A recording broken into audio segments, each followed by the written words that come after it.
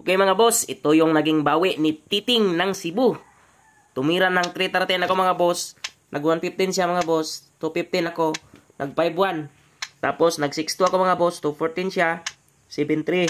72 siya. Pagkain ko mga boss. Tapos atras. Medyo naipit ako dito mga boss. Tapos umatras din siya. Pag 116 ko mga boss. 416 siya. 1613 ako. 1613 din siya. 51 ako. 116 siya. 116. Umatras mga boss. Tapos nagpakain ako. Atras din ako mga boss. Pag 9.5 niya, 4.16 ako. 8.3 siya mga boss. 9.5. Tapos, abante ako sa 16.14. Pag sayang niya mga boss, dito ako nalugi. Pala ako dito mga boss. Ganyan no.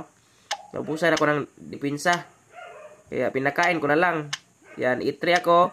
7.3 siya. 3.14. Ganyan. Tapos, 12.7. 4.16 mga boss. Lugi ako ng isa mga boss. Looking for draw na lang ako dito mga boss. Pero parang mahirapan na talaga dito. Nag-sacrifice ako ganyan. Tapos pakain. Pinabalik niya mga boss. Tapos pinabalik. Nag-real.